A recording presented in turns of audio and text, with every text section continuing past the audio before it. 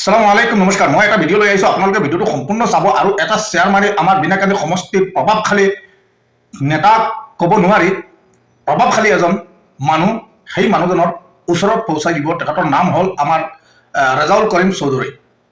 মই ৰেজাউল কৰিম চৌধুৰীক প্ৰশ্ন কৰিব বিচাৰোঁ, আপুনি আপোনাৰ সমষ্টিত কেইখন মছজিদ মাদ্ৰাছাত আপুনি দান কৰিছিলে, সহায় কৰিছিলে আৰু কেইটা মানুহৰ দুখীয়া মানুহৰ কাষত আপুনি থিয় দিছিলে ক'ব পাৰিবনে? আপুনি ৰাজনীতি কৰক, আমাৰ ক'বলৈ একো নাই। যদি বিনাকান্দিত দুৰ্নীতি হৈছিলে, আপোনাৰ কোৱা মতে যদি বিনাকান্দিত দুৰ্নীতি হৈছিলে তেন্তে আপুনি ক'ত আছিলে? আপুনি বিনাকান্দি সমষ্টিৰ এজন প্ৰভাৱশালী মানুহ হিচাপেতো আপুনি চাব লাগে আপোনাৰ সমষ্টি আপুনি কিয় দুৰ্নীতি হ'বলৈ দিছে। আৰু এতিয়া যোৱা 5 মাহ ধৰি আপুনি উঠি পৰি লাগিছে দুৰ্নীতি হৈছে, আপুনি দুৰ্নীতি উদঙাই আছে। ঠিকে আছে, ক'ৰবাত যদি কিবা হৈছে আপুনি কওক সিহঁতক এনেকুৱা হ'ব নিদিওঁ, ইয়াত এনেকুৱা দুৰ্নীতি হৈছে। আমি দেখিছোঁ যোৱা কেইদিনমান আগত আপুনি এটা মছজিদত গৈছিলে, এতিয়া আপুনি মছজিদত গৈ ৰাজনীতি কৰি আছে। আমি সাধাৰণ এজন নাগৰিক হিচাপে আপোনাক কৈছোঁ, আমি কোনো দল সংগঠনৰো নহয় আৰু আমি কোনো দালালো নহয়, সাধাৰণ এজন মানুহ হিচাপে আপোনাক প্ৰশ্ন কৰিছোঁ। আৰু যিখন মছজিদত আপুনি গৈ দুৰ্নীতিৰ কথা কৈছিলে, আপুনি সেই মছজিদৰ সেই পঞ্চায়তৰ মানুহে আপোনাক কি কৈছে আপুনি শুনি লওক।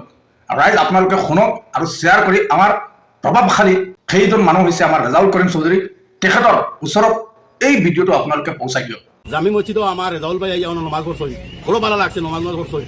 কিন্তু মা তৈল গিয়া তাই নাইয়া কইসন খালাদার জামি মসজিদও 1.5 লাখ টাকা মাঝে 80,000 টাকা দুর্নীতি হয়েছে।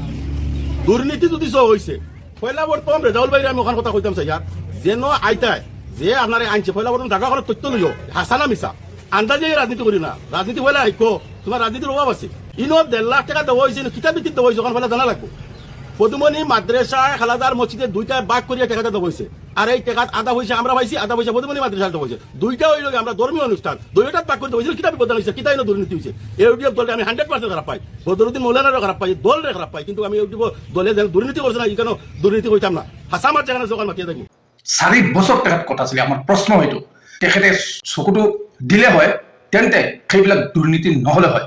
আৰু আপোনাৰ কাৰণে সৌভাগ্য যে আপুনি এতিয়া ইলেকশ্যন আহি আছে আৰু ৰাইজৰ মাজত আপুনি গৈ আছে আৰু হুজাইৰ পৰা যিবিলাক গাঁও কাট খাই আপোনাৰ বিনাকান্দিত আহিছে তাৰ কাৰণে সৌভাগ্য। আৰু আপোনাৰ দুৰ্ভাগ্য হ'ল এইটোৱে যে আপুনি কোনো দলত নাই। দুৰ্ভাগ্য এইটোৱে হ'ল এজিপিৰ পৰা আপুনি ওলাইছে, তাৰপিছত কংগ্ৰেছত গৈছে, তাতো আপোনাৰ কোনো স্থান নহ'ল আৰু এতিয়াতো নায়ে। গতিকে ৰাইজৰ কাষত যাওক, দুখীয়াক সহায় কৰক, তেতিয়াই আমি ভাবিম প্ৰকৃত এজন নেতা।